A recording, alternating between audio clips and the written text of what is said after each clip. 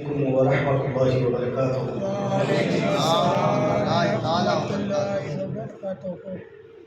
نحمده ونستعینه ونستغفره ونؤمن به ونتوکل علیہ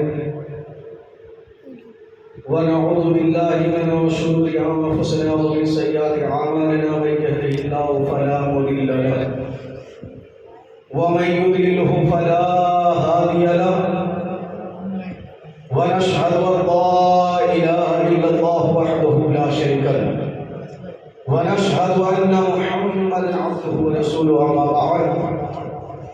فاعوذ بالله من الشیطان الرجیم ببرکۃ بسم اللہ الرحمن الرحیم۔ قال الله تبارك وتعالى في القرآن المجيد والفرقان الحميد، محمد رسول الله صلى الله عليه وسلم ومعه أشداء على الكفار رحماء بينهم تراهم ركعا وسجدا ويبتغون فضلا من الله، صدق الله المولانا العظيم وبلغنا رسوله النبي الأمين المتين المبين الكريم، ونحن على ذلك لمن الشاهدين والشاكرين والحمد لله رب العالمين۔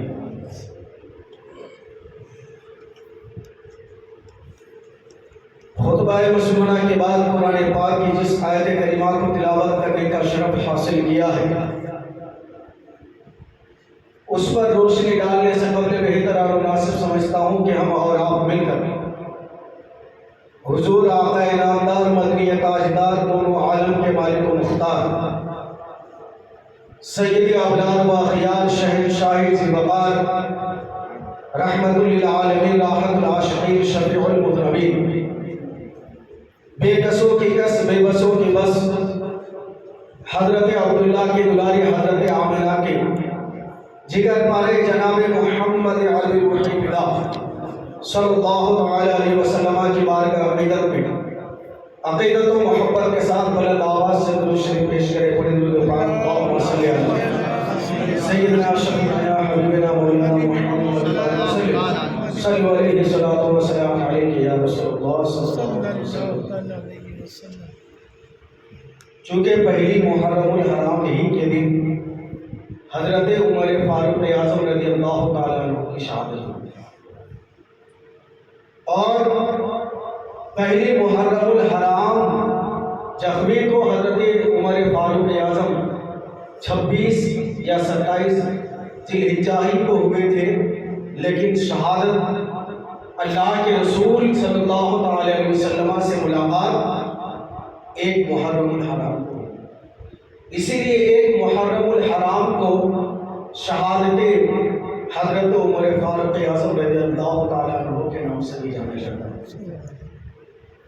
حضرت عمر فاروق اعظم رضی اللہ تعالیٰ عنہ کا نام عمر، لقب صدیق اکبر۔ حضرت عمر فاروق اعظم رضی اللہ تعالیٰ عنہ کی ذات وہ ذات ہے جسے اللہ کے رسول نے رب سے مانگ کر لی۔ یہ حضرت عمر فاروق اعظم کی خصوصیت، سب سے بڑی خصوصیت۔ جب دین اسلام پھیل رہا تھا، لوگ گھروں کے اندر چھپ چھپ کر نماز پڑھ رہے تھے، اللہ کے رسول بار بار رب کی بارگاہ میں فریاد کرتے تھے کہ اے پروردگار عالم، حضرت عمر اور ابو جہل میں جو تجھے پیارے ہیں، ان دونوں میں سے کسی ایک کو اسلام میں داخل کر کے اسلام کو تقویت بخش دے۔ اے میرے مولا، یہ میری دلی تمنا ہے، اے میرے مولا یہ میرے دل کی خواہش ہے، اے میرے مولا اس میں میری رضامندی ہے کہ تو یا تو عمر کو اسلام میں داخل کر دے یا ابو جہل کو اسلام میں داخل کر دے۔ اے میرے مولا جسے تو پسند کرتا ہے دونوں میں سے کسی ایک کو تیرے اسلام میں داخل کر دے۔ رب تبارک و تعالیٰ نے حضرت عمر کو پسند کر دیا اور دنیا والوں کو بتا دیا کہ اے دنیا والوں، عمر کی ذات رب تبارک و تعالیٰ کے نزدیک محبوب ترین ذات۔ اور اسی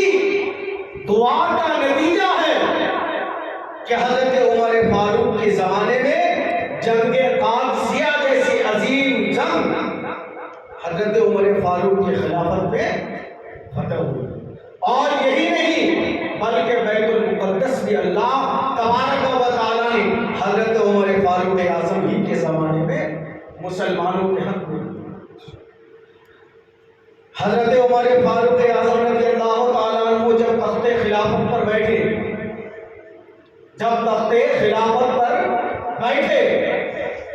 تو حضرت عمر فاروق اعظم رضی اللہ تعالیٰ عنہ نے سب سے پہلا کام یہ کیا کہ حضرت سعد ابن ابی وقاص رضی اللہ تعالیٰ عنہ کی قیادت میں 26,000 مسلمانوں کے لشکر کو جنگ قادسیہ کے لیے. اور جنگ قادسیہ عراق کا وہ مقام ہے جو سرسبز و شاداب ہے، جو ہر وقت ہریالیوں سے ڈھکی ہوئی رہتی ہے. اللہ کے پیارے نبی کے چہیتے حضرت عمر فاروق اعظم رضی اللہ تعالیٰ عنہ نے سب سے پہلا کام یہ کیا کہ مسلمانوں کی سلطنت میں اسے داخل کر دیا، مسلمانوں کی سلطنت میں داخل کیا. اور حضرت عمر فاروق اعظم کی ذات وہ ذات ہے کہ جس کی سلطنت میں 22.5 لاکھ میل مربع پر خود حکومت کیا کرتے ہیں. لیکن اس کے باوجود حضرت عمر فاروق کے اندر ذرہ برابر بھی گھمنڈ نہیں تھا. اور حضرت فاروق اعظم جب تخت خلافت پر بیٹھے تو رات میں پورے اپنے مدینہ کے گلیوں میں گھما پھرا کرتے تھے. حضرت فاروق اعظم رضی اللہ تعالیٰ عنہ کا بہت ہی مشہور واقعہ ہے کہ حضرت فاروق اعظم رضی اللہ تعالیٰ عنہ رات کی تاریکی میں گھوم رہے ہیں، رات کی تاریکی میں گھوم رہے ہیں. ساتھ میں حضرت عمر فاروق اعظم کا جو غلام ہے جس کا نام اسلم ہے وہ بھی ساتھ میں حضرت عمر فاروق اعظم گھومتے گھومتے ایک مکان کے پاس پہنچ گئے. حضرت فاروق اعظم رضی اللہ تعالیٰ عنہ مکان کے باہر کھڑے ہیں. اندر 2 عورتوں کی آواز آ رہی ہے. ماں اپنی بیٹی سے کہہ رہی ہے بیٹی دودھ میں پانی ملا دے، لیکن بیٹی جواب دے رہی ہے میری ماں حضرت عمر فاروق اعظم کی خلافت ہے، ان کی حکومت ہے، اور انہوں نے یہ حکم جاری کر دیا ہے کہ میری خلافت میں، میری تخت خلافت کے اندر کوئی بھی انسان کسی چیز میں ملاوٹ نہیں کرے گا. اس لیے یہ مت سمجھنا کہ فاروق اعظم نہیں دیکھ رہا ہے، بلکہ دل میں یہ خیال کرنا کہ فاروق اعظم کا خدا ہے. ماں نے کہا بیٹی سے کہ بیٹی دودھ میں پانی ملا دے. بیٹی نے کہا ہے میری ماں میں دودھ میں پانی نہیں ملاؤں گی، دودھ میں پانی نہیں ملاؤں گی. ماں نے کہا کہ میری بیٹی دودھ میں پانی ملا دے، اس لیے کہ حضرت فاروق اعظم ہمارے گھر میں کبھی دیکھنے نہیں آتے، تو ان تک نظر کیسے پہنچے گی. فاروق اس عورت نے جب یہ کہا تو بیٹی نے اپنی ماں سے کہا کہ میری ماں تقویٰ تو یہ ہے، میری ماں زہد تو یہ ہے، میری ماں ریاست تو یہ ہے کہ اگر عمر فاروق اعظم نہیں دیکھ رہا ہے تو میرا اور تمہارا خدا دیکھ رہا ہے. اگر میں دودھ میں پانی ملا دوں گی تو کل بروز حشر جب اللہ تبارک و تعالی مجھ سے پوچھے گا کہ میری بندی سن، میں نے تمہیں عبادت سے نوازا تھا، میں نے تمہیں ریاضت سے نوازا تھا، لیکن تم نے تقویٰ پرہیزگاری کو درکنار کر دیا اور دودھ میں پانی ملا کر میری بندہ خدا میں سے کسی ایک کو غفلت میں ڈال دیا. حضرت عمر باہر کھڑے ہیں. حضرت عمر نے اپنے خادم، اپنے نوکر، اپنے غلام سے کہا کہ اے اسلم اس گھر کو اچھے سے پہچان لو، اس گھر کو اچھے سے پہچان لو، اور صبح آ کر اس گھر میں تم احوال تفتیش اور اس بات کا جو راز ہے اس سے واقف ہو جاؤ. حضرت عمر فاروق اعظم رضی اللہ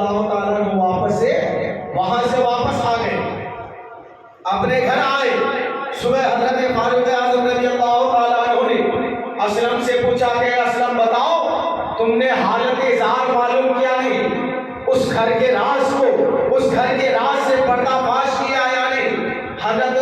اسلم نے کہا کہ اے امیر المومنین، اے عمر بن خطاب، سنیے، میں اس گھر میں گیا تھا، میں وہاں جا کر معلومات حاصل کی تو پتا چلا کہ بیٹی بھی بیوہ ہے، ماں بھی بیوہ ہے، اس کا کوئی سہارا نہیں، اس کے سر پر کوئی سہارا نہیں ہے۔ اے امیر المومنین، وہ ایک والد ہے اور اس کی بیٹی گھر میں جا کر گھر گھر جا کر دودھ بیچا کرتی ہے۔ حضرت عمر فاروق اعظم نے جب یہ سنا تو وہ اپنے گھر واپس آئے اور گھر میں آ کر کے اپنے بیٹوں کو جمع کیا اور کہا کہ اے میرے بیٹو سنو، میں آج تم سے یہ صلاح مشورہ کرنا چاہتا ہوں۔ بیٹوں نے کہا کہ فرمائیے، کیا صلاح مشورہ کرنا چاہتے ہیں؟ حضرت عمر فاروق اعظم نے کہا کہ تم میں سے کوئی ایسا میرا بیٹا تیار ہو جاؤ، یہ ایک 5 سال لڑکی ہے، ایک نیک پرہیزگار لڑکی ہے، میں اس سے اس کا نکاح کرانا چاہتا ہوں۔ تو حضرت عمر فاروق اعظم کی بات سن کر حضرت عاصم، جو حضرت فاروق اعظم کا لڑکا تھا، انہوں نے کہا کہ اے میرے والد محترم، میں اس 5 سال لڑکی سے شادی کرنے کے لیے تیار ہوں، میں اس 5 سال لڑکی سے شادی کرنے کے لیے تیار ہوں۔ حضرت عاصم حضرت فاروق اعظم کا لڑکا اور وقت کا خلیفہ، جس کی حکومت 22.5 لاکھ میل مربع پر ہے، لیکن اگر وہ چاہتے تو کسی بادشاہ کی لڑکی سے اپنے لڑکی کی شادی کراتے۔ اگر فاروق اعظم چاہتے تو کسی بہت بڑے رئیس گھرانے میں اپنے لڑکے کی شادی کراتے۔ اگر فاروق اعظم چاہتے تو وقت کے بادشاہ کے گھر اپنے بیٹے کا رشتہ بھیجتے تھے، اور کسی بادشاہ، کسی رئیس کے اندر یہ مجال نہیں ہوتی کہ وہ فاروق اعظم کے بیٹے کے رشتہ کو ٹھکرا دیتے۔ لیکن حضرت فاروق اعظم نے دنیا والوں کو یہ درس دے دیا کہ دنیا والوں سنو، دولت ایک طرف، تقوی ایک طرف۔ حضرت فاروق اعظم دولت کی پرواہ نہیں کرتے بلکہ تقوی کا خیال کرتے ہیں۔ اسی لیے حضرت فاروق اعظم نے اپنے بیٹے کا نکاح ایک غریب گوالن کی بیٹی سے کرا دیا، صرف اس وجہ سے کہ اس بچی کے اندر تقوی، اس بچی کے اندر پرہیزگاری، اس بچے کے اندر خوف خدا، اس بچی کے اندر دین اسلام کا جذبہ، اس بچی کے اندر حدیث نبوی کا خزانہ، اس بچے کے اندر فرمان نبوی، اس بچی کے اندر اللہ تبارک و تعالیٰ کا احکام، اس بچی کے اندر قرآن کی تعلیمات، اس بچی کے اندر فرمان خدا، اس بچی کے اندر احکام الہی، سب کچھ داخل تھا۔ تو حضرت عمر نے سوچا کہ اگر میں دنیا دار کے گھر اپنے بیٹے کی شادی کرا دوں تو دنیا والے کل میرے اوپر ملامت کریں گے، اگر میں غریب تقوی پرہیزگار کی بیٹی کو اپنا لیتا ہوں تو دنیا والے امت محمدی اس بات کا خیال کریں گے اور غریب کا سہارا بنیں گے۔ سبحان اللہ۔ حضرت فاروق اعظم رضی اللہ تعالیٰ عنہ تخت خلافت پر بیٹھنے کے بعد اس بات کا خیال کرتے تھے کہ اس کی سلطنت میں کوئی بھی غریب بے سہارا خالی پیٹ نہ سویا کرے، خالی پیٹ نہ سوئے۔ اور حضرت عمر فاروق اعظم کا عدل و انصاف کا وقت، عدل و انصاف آپ اس واقعہ سے لگا سکتے ہیں کہ جب حضرت عمر فاروق اعظم نے بیت المقدس فتح کرنے کے لیے حضرت ابو عبیدہ ابن جراح کی ماتحت میں لشکر کو بھیجا تو ان لوگوں نے بہت مزاحمت کی، لیکن آخرکار ان لوگوں نے یعنی عیسائیوں نے بیت المقدس مسلمانوں کے ہاتھ میں دینے کا فیصلہ کیا۔ بیت المقدس حضرت عمر فاروق اعظم کے بھیجے ہوئے لشکر کے حوالے کرنے کو تیار ہو گیا، لیکن عیسائیوں نے ایک شرط رکھی اور کہا کہ ہم اسی وقت بیت المقدس مسلمانوں کے حوالے کریں گے جب مسلمانوں کا امیر خود آ کر صلح نامہ تیار کرے، صلح نامہ تیار کرے۔ حضرت ابو عبیدہ ابن جراح نے حضرت عمر فاروق اعظم کو خط بھیجا قاصد کے ذریعے اور کہا کہ حضور ان لوگوں کی دینی مقصد، ان لوگوں کی تمنا، ان لوگوں کی آرزو یہ ہے کہ اسی وقت صلح نامہ لکھا جائے گا جب یہاں پر آپ خود موجود ہوں گے، یہاں پر آپ خود موجود ہوں گے۔ حضرت مولا علی اور دیگر صحابہ کرام بیٹھے، حضرت عمر فاروق اعظم تک خط پہنچا۔ حضرت عمر فاروق اعظم نے صحابہ سے مشورہ کیا، حضرت علی نے کہا کہ ٹھیک ہے آپ چلے جائیے، آپ چلے جائیے۔ حضرت فاروق اعظم رضی اللہ تعالیٰ عنہ کی شان، صفت، ان کا انداز بیان، ان کی ساری خوبیاں جو انجیل مقدس جو حضرت عیسیٰ علیہ الصلوۃ والتسلیم پر نازل ہے اس میں لکھا ہوا یہ تھا کہ جو مسلمانوں کا گورنر ہوگا، جو بیت المقدس کو فتح کرے گا، اس کی سب سے بڑی صفت یہ ہوگی کہ اس کے کپڑے پھٹے ہوئے ہوں گے اور اس پر پیون لگا ہوا ہوگا۔ سبحان اللہ، کپڑا پھٹا ہوگا، پیون لگا ہوا ہوگا۔ اور اس کی دوسری سب سے بڑی صفت یہ ہوگی کہ جب وہ بیت المقدس تک پہنچے گا تو سواری پر غلام بیٹھا ہوگا اور اس سواری کی مہار جو لگام ہوتی ہے وہ حضرت عمر فاروق اعظم کے ہاتھوں میں، اور یہی ہوا، تاریخ گواہ ہے۔ جب حضرت عمر فاروق اعظم مدینہ سے نکلے تو ساتھ میں ایک غلام اور ایک اونٹ، حضرت فاروق اعظم رضی اللہ تعالیٰ عنہ نے غلام سے کہا کہ تم میرے ساتھ چل رہے ہو لیکن میری ایک شرط ہے، شرط یہ ہے کہ کچھ راستے پر سواری پر میں بیٹھوں گا اور لگام پکڑ کر آگے آگے تم چلو گے، اور کچھ دور جانے کے بعد جتنی دوری میں طے کروں گا اتنی دوری پر تم بیٹھو گے، آگے لگام کھینچ کر میں چلوں گا، اور ساتھ میں تو مشکیزہ، جس پانی کا ایک مشکیزہ اور ساتھ میں کچھ جو کا آٹا اور کچھ چورے ساتھ لے کر مدینہ سے نکلے۔ حضرت فاروق اعظم رضی اللہ تعالیٰ عنہ سواری پر بیٹھے ہیں اور ان کا جو غلام وہ آگے آگے لگام کو کھینچ کر چل رہے ہیں۔ کچھ دور چلنے کے بعد حضرت فاروق اعظم نے کہا کہ اب تم بیٹھو اور میں لگام کھینچ کر آگے چلتا ہوں۔ یہاں تک جب بیت المقدس کے قریب پہنچے تو اب باری آ گئی غلام کی سواری پر بیٹھنے۔ غلام نے کہا کہ حضور اب تو بیت المقدس قریب ہے، اب میں بیٹھ نہیں سکتا، آگے آپ بیٹھیے، میں آگے لگام کھینچ کر چلتا ہوں۔ کہا یہ عدل و انصاف نہیں ہے، کل بروز حشر جب رب تبارک و تعالیٰ مجھ سے پوچھے گا اے عمر وہ غلام صحیح لیکن میرے محبوب کا امتی تھا، اے عمر وہ غلام صحیح لیکن میرا بندہ تھا، اے عمر وہ غلام صحیح لیکن جب تم نے عدل و انصاف کے ناطے یہ فیصلہ کر لیا تھا کہ کچھ دور تم بیٹھو گے کچھ دور غلام بیٹھے گا، تو اے عمر فیصلے کا تقاضا یہ ہے کہ جب باری غلام کی آئی، چاہے مدینہ منورہ کی زمین ہو یا کوئی عام زمین ہو، جب فیصلہ ہو جائے تو اس پر عدل رہنا چاہیے۔ اس لیے میں اب سواری پر نہیں بیٹھ سکتا بلکہ تم خود بیٹھو۔ جب حضرت عمر فاروق اعظم لگام پکڑ کر آگے چلنے لگے تو عیسائیوں نے دیکھا کہ جو صفت انجیل میں موجود ہے آج ہم اپنی آنکھوں سے دیکھ رہے ہیں۔ جو صفت عمر کی انجیل میں ہم نے پڑھا، جو صفت حضرت عمر کی ہم نے انجیل مقدس میں تلاوت کیا، جو صفت ہم نے آج تک کتابوں میں پڑھا تھا، جو خوبیاں آج تک ہم نے کتابوں میں پڑھا تھا، قسم خدا کی بیت المقدس گواہ ہے۔ عیسائی کہنے لگے کہ آج ہم نے اپنے آنکھوں سے دیکھ لیا، اور قسم خدا کی یہی وہ ذات ہے جو بیت المقدس کی چابیوں کا امان ہے۔ بیت المقدس کی چابیوں کا امانت دار ہے۔ آج ہم اپنے سچے دل سے بیت المقدس کی چابی حضرت عمر فاروق کے حوالے کرتے ہیں۔